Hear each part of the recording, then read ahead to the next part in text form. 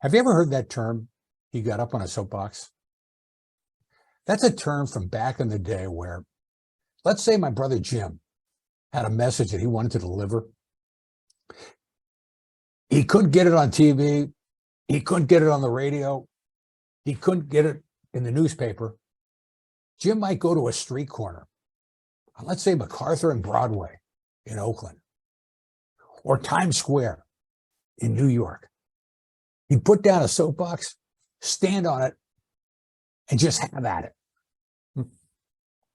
If my wife Catherine and I were walking down the street while Jim was delivering the message, we might become inspired, so inspired that we join his cause. On the other hand, if our son Phil and his fiancee Desi were walking down that same street corner, about an hour later, Jim would be finished and there'd be no sign that anyone ever made a presentation. Now let's fast forward. It's 2023, and I believe that we are living in the golden age of self-expression. And I hope by the end of this presentation, you're not only as excited as I am about this golden age, you're thinking about ways where you can access the golden age and deliver your message far and wide. I'm going to share a few of my ideas, and then I'm also going to share some ideas with some of the people that I've interviewed over the last couple of years on their views on self-expression and how they get their message out. The first person I'd like to introduce you to is Ashley Orlando. Ashley is a coach, a jazz musician, and a joyologist. What does self-expression mean to you and your way of living? I think for me, what I have learned throughout the years is that, like, we all have this innate desire to feel seen and heard and understood. I think self-expression for me is being able to bridge that gap between the desire for all those things and actually, feeling seen, heard, and understood. So for me, that often translates in a musical way, being able to share my thoughts, my ideas, my creativity with people through how I arrange a song, or even what selections of songs that I choose, because that can change a performance. It can change a set. Being able and willing to be a little bit goofy sometimes. For example, I am a jazz musician, but I use a kazoo very regularly in my sets. And it definitely takes people off guard because a kazoo is not traditionally a jazz instrument, but I call it my travel trumpet because I use it just like a trumpeter would. I do a version of scatting, basically, which is with the vocal improvisation. So I just do that on the kazoo, and it kind of gets people to let their guard down a little bit. But it's a way for me to connect with them as well and to share my own form of creativity and self-expression. Now, one of my favorite coaches is Darren LaCroix.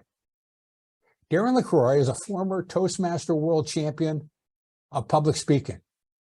He runs Stage Time University and helps aspiring speakers get their messages out in an unforgettable way.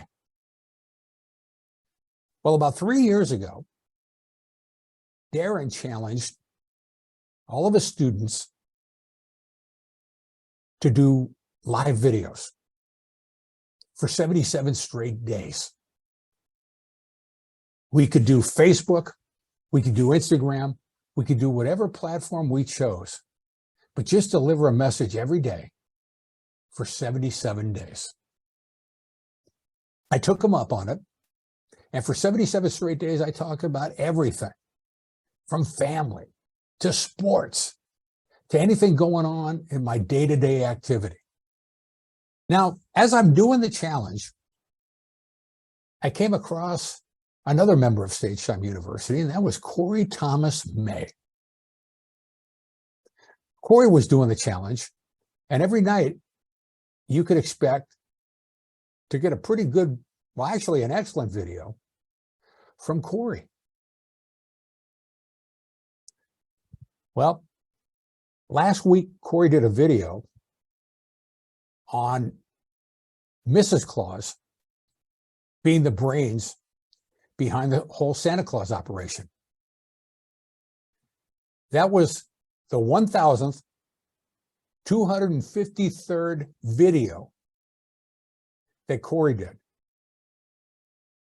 Corey has been doing Facebook videos every night for over 3 years. So while I was excited about my 77 days, Corey has knocked this project out of the park. Now, how did I benefit in completing the challenge in 2019? Well, it helped me navigate through all the challenges, or through many of the challenges of the pandemic. For decades, as an outside salesman, I would get in the car every morning, visit customers, shake hands, and make in-person presentations. All of which were some of the most dangerous things you could do, particularly at the beginning of the pandemic. So what I had to do is I had to learn how to do virtual presentations, and I got a head start by doing these videos. And doing these videos, I learned 3 important things. The first one was, we are not only living in the golden age of self-expression, we are living in the golden age of attention deficit disorder. Less is more. If we could take our favorite 15-minute presentation, whittle it down to a concise 12, we are golden.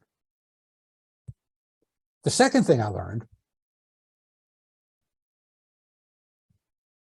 if we are looking at our friends and clients in the Zoom box, we are not connecting with our audience with eye contact. The audience connection comes from looking at the camera. And number 3,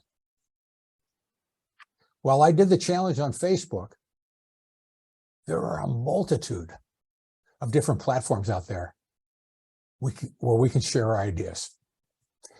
After the challenge, I fell in love with podcasting and just began interviewing people on whatever subject came to my mind. During a series I did on forgiveness, I had the honor and the privilege of interviewing religious leaders from 4 different faiths: a Christian leader, Jewish rabbi, Islamic leader, and a Hindu leader. And I asked them questions about their views on forgiveness and how forgiveness fits in with their faith. And you know, there are so many complicated conflicts with religion sometimes, but the one thing they all seem to agree on is a role of forgiveness. And if we fail to forgive someone who wronged us, there's a good chance we're going to suffer more than the person we didn't forgive. I mean, think about it in our day-to-day lives. We're driving to work. That guy cut me off. I get to work and I'm mad all morning.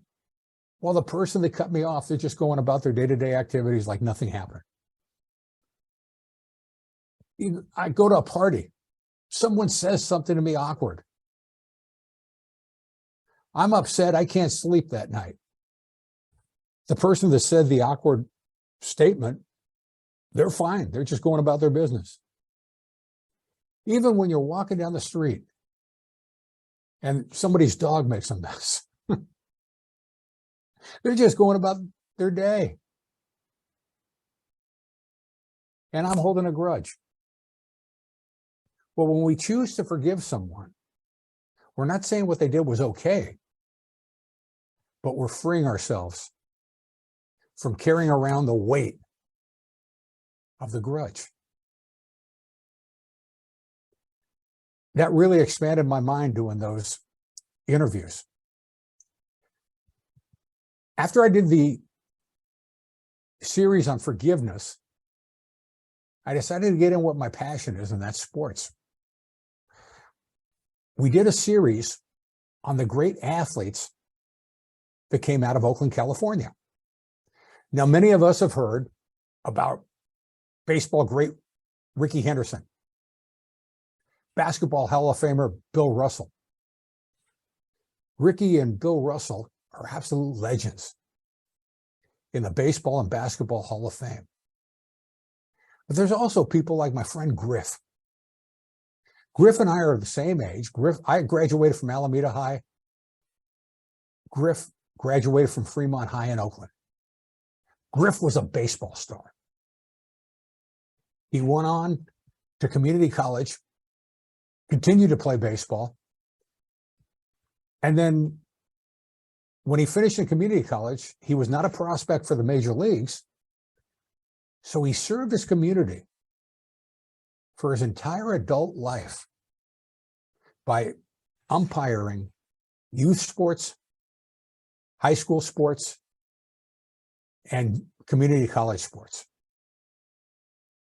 I lost track of Griff over the years, and about 20 years after the last time I saw him, my son was 12 years old, and Griff was behind home plate, calling balls and strikes in Phil's baseball game. We got reacquainted, and he was my first interview on the great athletes that came out of Oakland. I interviewed Michael Wilhite.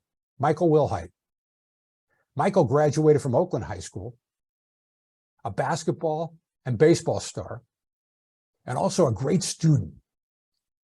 He went on to Columbia University. You know who else went to Columbia University? New York Yankee great Lou Gehrig. Guess who broke Lou Gehrig's home run record at Columbia University? Well, that would be my friend Michael Wilhite. And then there's Brian Johnson. Brian Johnson was a three-sport athlete at Skyline High School. He went on to Stanford University, where he played in bowl games as a football player. And as a baseball player, the Stanford baseball team won the College World Series 2 years in a row. Brian went on to the San Francisco Giants and hit one of the biggest home runs, the most exciting home runs in San Francisco Giant history. When he hit that home run in 1997, I got to hear broadcaster Ted Robinson describe it. Well, about a year ago, Brian joined me on a Zoom call for the podcast. He described what it was like standing up at the plate and how when he made contact with the ball and it went over the fence, everything got quiet. He could hear his feet hitting the ground while he was running the bases. And how all of a sudden, when he touched home plate, he was hearing the crowd at Candlestick Park in San Francisco going crazy. We've gone on to a series on Negro League Baseball. Negro League Baseball is where African Americans played ball when they were excluded from the major leagues. My guests have been Bob Kendrick, president of the Negro League Baseball Museum, the beautiful Mrs. Geraldine Day, who is the widow of Baseball Hall of Famer Leon Day. Leon Day pitched for the Newark Eagles in the Negro National League in the 1930s and 40s. Next week, I'm going to talk with a woman, a theologian, named Carmen Nanco Fernandez, who has done writings on the events that led up to Jackie Robinson breaking the color barrier in 1947. So how do we find guests?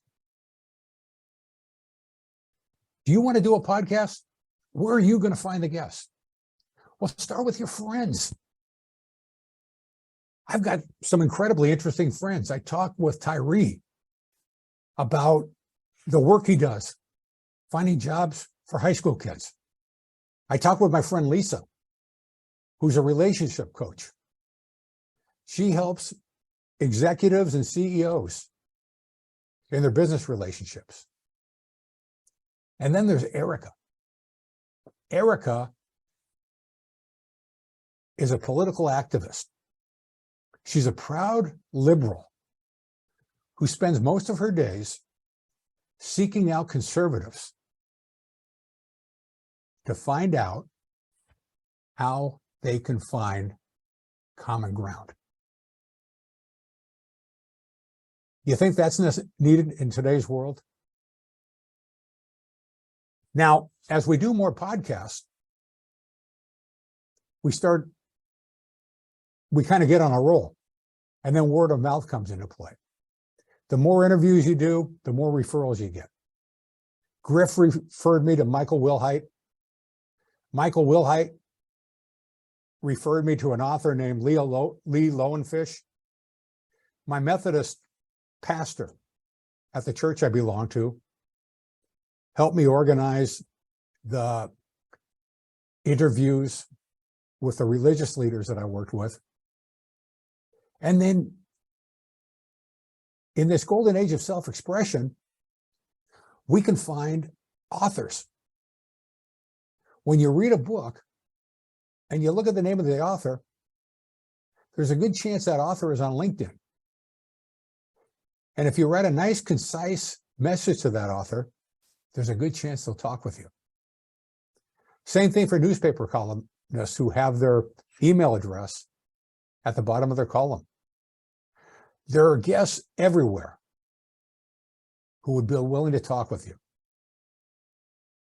Now, I spent a lot of time talking about podcasts, but there are a lot of different platforms out there. And I'm going to let my friends Bet and Steve talk about platforms they've used. Platform expert, go first. I have been doing yoga on Zoom for a year and a half or however long it's been. And I would have thought that would be the worst thing ever, but actually it's fantastic because I'm late for everything. It's probably, Steve, both of you probably know, I am not good at timeliness. So for me to be able to roll out of bed and just jump on a Zoom meeting, don't turn on the video if my hair is all messed up, that is the best day ever. So Zoom has been great for me as a communication platform. We've run amazing events on Zoom. I actually just joined, I mean, it's just like 7 months ago, I joined a global group that talks about world problems, and I can participate in the meetings on Zoom. And I would never be having like coffee with someone from Egypt talking about Myanmar's civil war unless I had Zoom, right? So it's really, really, I think, an impactful company, I guess. And I hate to use the word Zoom, but really, we just all know Zoom is actually Just like you the best. Google it, you Zoom with people. Zoom is really it's just better than all the rest of them. So that's been really good. I feel like I've also learned that I can do a lot more asynchronous work, meaning it doesn't have to be real time, right? I can use a document, write up a lot of things, put the specific questions, and then send it over to my coworker. They can then edit it and send it back. We can get a lot more stuff done without having to actually be on a meeting, which is sort of the impetus for my meeting blog, which is like, why do we have meetings?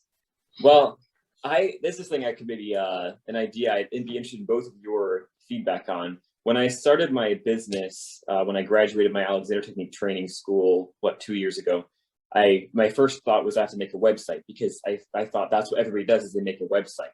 And I made a website and I made business cards. But you have to have a website, you have to have business cards. And a briefcase. I didn't have a briefcase, but I did have a That's great. massage table and a bag that I would carry around. But I was marketing myself. I was giving my business cards out, and I was making some headway, and I was getting things slowly going. And then the pandemic happened and shut everything down, kind of restarted everything.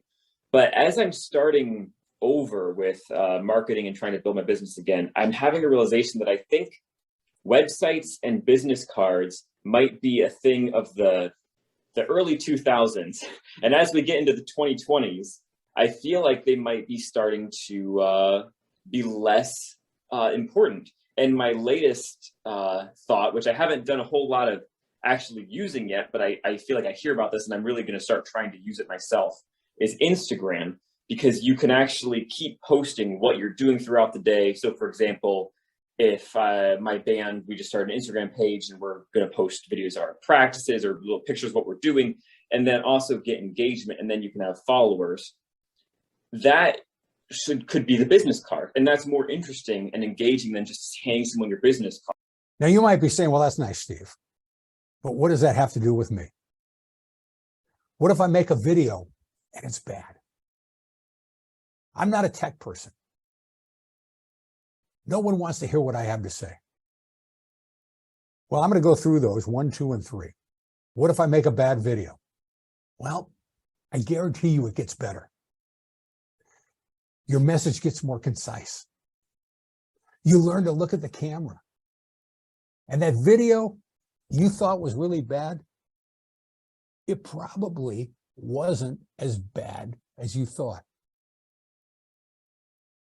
I'm not a tech person. But one of the first things you have to do to get a podcast out is convert an MP4 to an MP3. Now, don't let me explain that to you, or don't ask me to explain that to you. It took me about 6 months to figure it out, and I finally got somebody to help me with it. But I'm not a tech person. But once we learn how to do something, we know how to do it. It's the same with the graphics.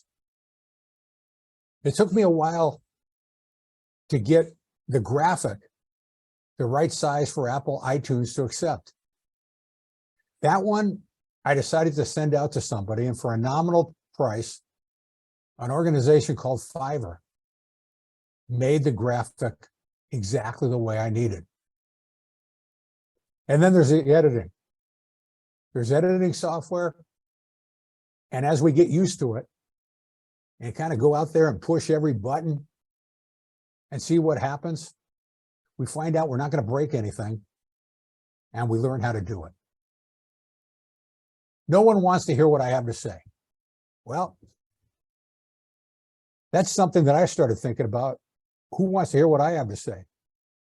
And I alleviated that by interviewing people. If you listen to one of my podcasts, they're doing more talking than I am. So maybe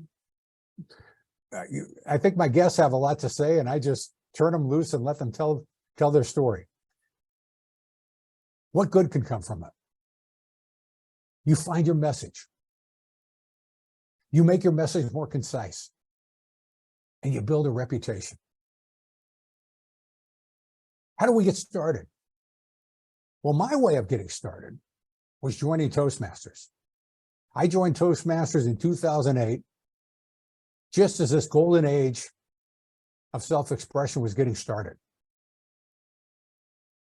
About 5 years ago, Toastmasters updated their educational program, and there's actually a part of the program where they encourage us to write a blog, build a social media presence, build a website, and my favorite, do a podcast. Send your message out on whatever platform you prefer, and like the old Nike slogan. Just do it. What if you told the world about your passion? Is your passion cooking? Could you write a weekly blog on cooking tips? Is your passion photography? Could you build a website with photography tips and some of the work you've done? How about travel? Could you build a social media presence on your travel experiences? It's all out there for you. And if you'd like to talk with me more about it, please email me anytime. I'd love to keep in contact. I'd love to keep this conversation going. And before I leave, I want to tie up all the loose ends. And I'd like to give you a chance to hear my friend Corey May. Good evening, ladies and gentlemen, and welcome to Season 4, Episode 257, Day 1353. Fellow challengers and Challenge Nation, tonight's episode is What's Behind Christmas. By now, everybody's gotten all their presents, I would think, and maybe some of them have been returned. And for those of us who have worked in retail, you have my sympathies because you're dealing with retail hell. But I really want to understand and share this with you. Santa Claus doesn't make Christmas. Behind every great man, there is a greater woman, and that would be Mrs. Santa Claus. And I have to make this abundantly clear that without Mrs. Santa Claus doesn't happen. Santa is the figurehead of all this. The brains behind the operation, the real chief behind everything, Mrs. Santa Claus. She is the logistical support, the brains behind the operation of the greatest supply chain we have ever seen. Pish posh to Amazon and Poshmark, Mercari, Facebook Marketplace. It's Mrs. Claus. Who organizes the list that lets us know who's been naughty or who's been nice? I'm not going to say that Miss. Good evening, ladies and gentlemen, and welcome to Season 4, Episode 257, Day 1353. Fellow challengers and Challenge Nation, tonight's episode is What's Behind Christmas. By now, everybody's gotten all their presents, I would think, and maybe some of them have been returned. And for those of us who have worked in retail, you have my sympathies because you're dealing with retail hell. But I really want to understand and share this with you. Santa Claus doesn't make Christmas. Behind every great man, there is a greater woman, and that would be Mrs. Santa Claus. And I have to make this abundantly clear that without Mrs. Santa Claus doesn't happen. Santa is the figurehead of all this. The brains behind the operation, the real chief behind everything, Mrs. Santa Claus. She is the logistical support, the brains behind the operation of the greatest supply chain we have ever seen. Pish posh to Amazon and Poshmark, Mercari, Facebook Marketplace. It's Mrs. Claus. Who organizes the list that lets us know who's been naughty or who's been nice? I'm not going to say that Mrs. Claus is a gossip or anything, but she's certainly got her ears and eyes everywhere. Let's take that a little bit forward. Who keeps all the elves in line? Who remembers their birthdays, their significant others' birthdays, their anniversaries? Mrs. Claus. It's not Santa Claus. For example, when COVID hit all of us, and we were thinking that there wasn't going to be any Santa Claus or any Christmas, no gifts, Mrs. Claus made that happen. You cannot believe that one guy drops off all those gifts all by himself. Mrs. Claus has got this thing organized. Now, some of those reindeer may be long in the antler. There's a breeding ground. There's a place and an environment. Mrs. Claus takes care of all of that. Now, let's not diminish those things that Santa does. Santa does his role, but it wouldn't happen without Mrs. Claus. Who adjudicates all the human resources concerns? Mrs. Claus. She's fair. Who makes sure that the sleigh is fully gassed up? Make sure that Santa's got all the coffee and substances necessary to stay awake and hit every single house. And if he misses something, who's got the reminder? She is in the control room of the North Pole. You got to think about this, and you got to remember this. Now, I'm also going to say that when you're in charge of the world's greatest supply chain operation, you know, if Santa is ever sick or he may pass away, when you have the control of that kind of supply chain, you can always get another Santa Claus. So these are just a couple of things that I want you to think about as you search for your receipts, as you say thanks for the gifts that you've got, and start your list. You're all working for Santa Claus. Scratch that, Mrs. Santa Claus. Something to think about. And I'm certain some of you are going to say, you know what, Corey? You're right. And I'm going to tell you, I know. That's it for season 4, episode 257, day 1353. Life is rich when you uncover one of the greatest mysteries known to civilization. Fellow challengers and Challenge Nation, make something happen. Leave me a comment if you care to. I appreciate the feedback, and as always, rest easy and may your burdens be light. Good night.